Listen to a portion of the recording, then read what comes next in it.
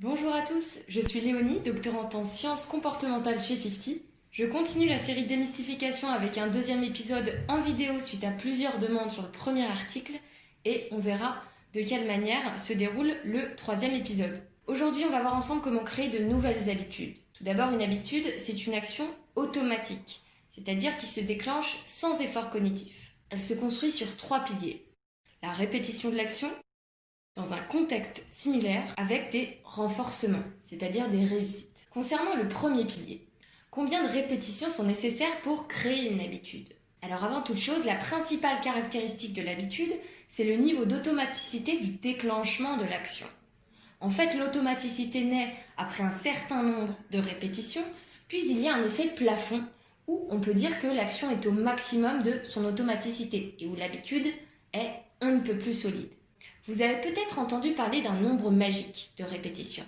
Eh bien, Philippe Allali et ses collaborateurs ont mené une étude en 2010 pour comprendre combien de répétitions sont nécessaires pour atteindre ce fameux plateau et s'il y a un nombre magique, lequel est-il? Les auteurs montrent qu'entre 18 et 254 répétitions de l'action sont nécessaires pour que l'habitude soit solide. Et ce nombre varie en fonction de la difficulté de l'action. Bon, entre 18 et 254, cet intervalle est tellement important que finalement il ne nous apprend pas grand-chose. On est très loin d'un nombre magique.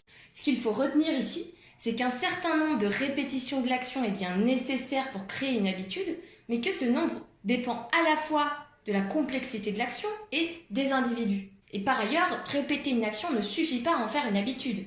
Il faut aussi que le contexte soit similaire à chaque fois. C'est le deuxième pilier. En fait, le contexte est le déclencheur de l'action. Il peut être externe, un lieu, une situation spécifique, ou interne, un état émotionnel par exemple. Le fait de déclencher l'action dans un même contexte à chaque fois va habituer notre cerveau à ordonner toujours la même commande. Quand je vois le contexte, je lance l'action. Et c'est à partir de ce moment-là qu'on pourra parler d'une conduite automatique, puisque le passage à l'action ne nécessite aucune réflexion. Pour encourager le déclenchement d'une action dans un contexte similaire à chaque fois, on peut utiliser l'implémentation d'intention de Peter Gollwitzer. C'est une technique de planification qui nous pousse à préciser où, quand et comment aura lieu l'action. L'idée, c'est de formuler à l'avance un plan de type « si l'événement X est rencontré, alors l'action Y est déclenchée ». Et grâce à ce plan, on crée un lien mental entre contexte et action qui nous rendra capable de tout de suite passer à l'action mécaniquement quand on rencontrera le contexte pour de vrai. Par exemple, imaginons que j'aimerais prendre l'habitude de demander à mon équipe plus de feedback à chaud. Je formule mon implémentation d'intention. Si j'anime une réunion, alors je bloque 10 minutes à la fin pour demander du feedback. En utilisant l'implémentation d'intention, on paramètre notre cerveau pour réagir automatiquement comme on l'a prévu dans le plan. Mais ce paramétrage n'est efficace à long terme que si l'action a été réussie. Ce qui nous amène au troisième et dernier pilier de l'habitude, les renforcements.